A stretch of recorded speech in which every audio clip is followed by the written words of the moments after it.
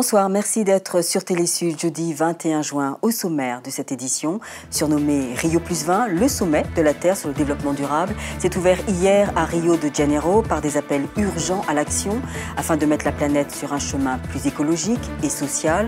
C'est l'occasion pour Ali Bongo Ondimba de vanter les mérites des choix adoptés par le Gabon sur le plan environnemental depuis son accession au pouvoir.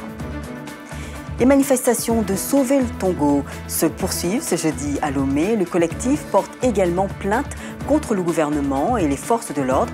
De son côté, le gouvernement envisage de poursuivre pour l'instant une quinzaine de manifestants supposés dangereux. Ce collectif exige notamment le retour à la Constitution du 14 octobre 1992 et l'abrogation immédiate et sans condition des deux lois adoptées par l'Assemblée nationale en vue des prochaines élections législatives.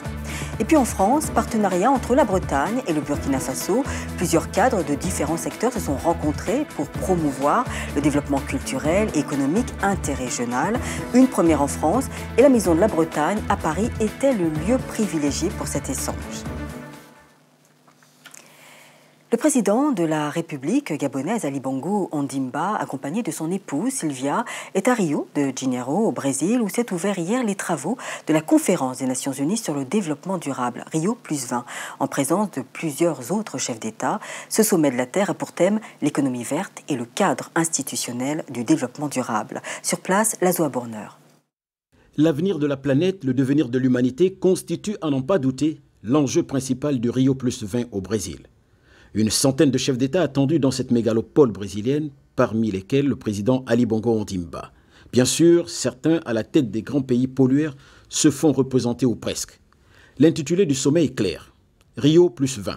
Il s'agit ici de dresser le bilan de ce combat que les uns et les autres souhaitent planétaire.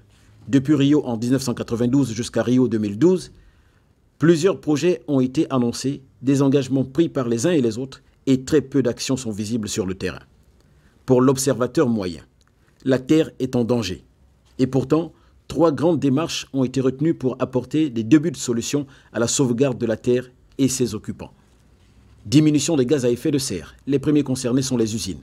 Protection des écosystèmes forestiers, entre autres, pour favoriser en filigrane la montée en puissance des économies aux modes de développement qui tiennent compte des exigences en termes de protection de l'environnement. Ce sont au total 2500 projets répertoriés depuis le sommet de la Terre à Rio 92 qui sont toujours dans les starting blocks. Aucune réalisation concrète. Certaines langues n'hésitent pas à pointer du doigt les pays industrialisés. Du coup, sur les plages du Brésil, l'on se demande si Rio+20 accouchera d'actes sérieux susceptibles de faire avancer les différentes luttes. L'intégralité du discours du président Ali Bongo Ondimba sera diffusée à 21h45. Le collectif Sauvons le Togo organise depuis quelques semaines une série de manifestations à Lomé, la capitale togolaise. Il dénonce les violations flagrantes des lois de la République par le pouvoir en place et exige des autorités le respect de la Constitution. Reportage à PATV. Voici Messan Abeyome Kodjo, l'ancien premier ministre togolais, arrêté mardi puis relâché le même jour à Lomé, la capitale togolaise. Une arrestation qui fait suite à celle de plusieurs membres de l'opposition, dont des dirigeants du collectif Sauvons le Togo. Ce collectif proteste depuis quelques semaines pour réclamer des élections législatives transparentes. Au cours d'une conférence de presse ce mercredi, les membres du collectif ont appelé à de nouvelles manifestations.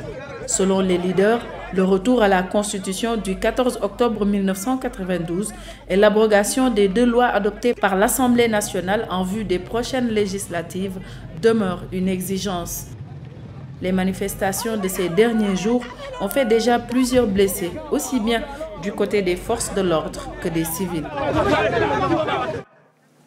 Le 15 juillet prochain, premier tour des élections législatives au Congo, Brazzaville, et déjà les écarts de langage se mêlent à la contestation. Mathias Zon, président de l'Alliance pour la République et la démocratie, l'ARD, plateforme de l'opposition congolaise, dénonce quelques manipulations et proteste à l'encontre des structures en charge des élections. Reportage Boris Agapit Niatoloka. L'Alliance pour la République et la démocratie, ARD, dénonce la manipulation du découpage électoral, de la loi électorale révisée, de la commission d'organisation des élections et du corps électoral. Mathias Nzon, son président, au cours d'un échange avec la presse ce mardi à Brazzaville, a fustigé ces pratiques qu'il qualifie d'antidémocratiques. Dans ce pays, il n'y a pas une base fiable pour organiser une élection. Il faut d'abord constituer cette base-là. Quand nous aurons constitué cette base sur les 3 éléments essentiels, c'est-à-dire le corps électoral, la commission d'organisation et le découpage électoral, quand ces 3 éléments seront réunis, alors il y aura une bonne loi électorale. L'ARD affiche sa détermination à prendre part active aux législatives de juillet prochain, mais elle exige le respect des règles démocratiques. Aussi, formule-t-elle quelques propositions dans la composition du bureau de vote. L'ARD exige par ailleurs que dans chaque bureau de vote, qu'il y ait 2 représentants de chaque candidat. Somme toute, le président de l'ARD marque son adhésion à la paix et s'engage dans la lutte contre la fraude, l'achat de conscience, l'utilisation des moyens financiers et matériels de l'État à des fins personnelles et électoralistes. Direction le Gabon, où Blaise Louembe, ministre de la Communication, de la Poste et de l'Économie numérique, a achevé hier la visite qu'il a entamée depuis la semaine dernière dans le cadre d'une prise de contact avec les entités placées sous son autorité. Pour clôturer son périple, le ministre a visité l'Agence de régulation des communications électroniques et des postes, la RCP, l'ARCEP. Il a été reçu par le président de régulation, Lamombo, et l'équipe de l'ARCEP. Et le ministre Blaise Louembe a fait le point avec ses hôtes sur les missions et attributions de l'agence. Il a félicité l'ARCEP pour le remarquable travail effectué auprès des entreprises de télécommunications, notamment pour les amendes infligées aux opérateurs qui ne respectent pas les cahiers des charges. Le but de ces amendes, a indiqué le ministre, c'est de rechercher la performance. Justement, je vous propose d'écouter le ministre de la Communication, Blaise Louembe. Notre continent accuse toujours un déficit technologique qui se matérialise par un fossé numérique à combler. Les recommandations que vous avez adoptées illustrent l'importance du thème de ce forum pour nos États, car elles constituent une véritable feuille de route pour mener dans les délais et de façon cohérente cette migration vers la télévision numérique. Par ailleurs, elle exhorte l'Afrique à harmoniser la TNT sur notre continent en adoptant une norme commune, à savoir le DBV-T2. Des violences survenues au marché de Mokolo à Yaoundé au Cameroun ont fait un mort le week-end dernier. Dans le cadre de la lutte contre le désordre urbain, les autorités administratives de Yaoundé ont décidé de fermer temporairement ce marché, qui est la plus grande plateforme commerciale de la capitale camerounaise. Des précisions, Mélanie BTB. Le week-end dernier, voilà l'ambiance qui régnait dans ce marché de la capitale camerounaise. Un déploiement des forces de sécurité pour contenir les exactions de quelques vendeurs à la sauvette, déterminés à ne pas libérer la chaussée. Pour exprimer leur courroux, ils ont brûlé des pneus et barricadé des routes. Et pour ramener de l'ordre tout au moins temporairement, le préfet du département du Foundi a décidé de la fermeture du marché pour une semaine, au grand désarroi des commerçants et même des usagers. J'ai au moins une charge de 8 personnes à la maison que je nourris et c'est quand j'arrive ici à Mokolo que je trouve peut-être un compte pour pouvoir les nourrir. Les pauvres commerçants, les bails c'est pénible pour eux. La marchandise qu'ils ont achetée, qu'est-ce qu'ils feront de ça? Tout ça sera gâté. Quelques vendeuses de ce marché rejoignent l'autorité communale et reconnaissent tout de même que l'anarchie régnait déjà en ces lieux. Il y a des bandits qui se sont greffés au niveau de Olivia. Moi-même, j'ai été agressé.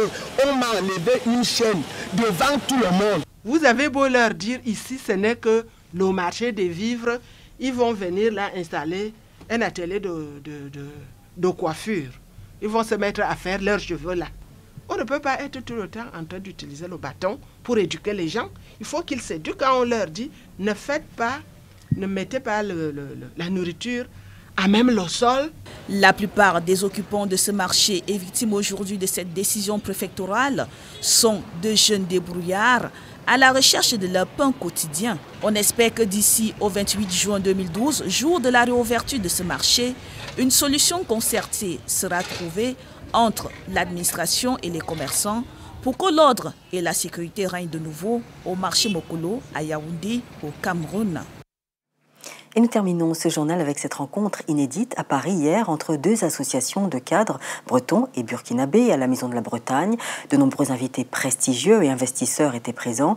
Leur but, partager leurs expériences respectives et découvrir les conditions nécessaires au développement de plusieurs projets au Burkina Faso. Reportage Fatouma Garba.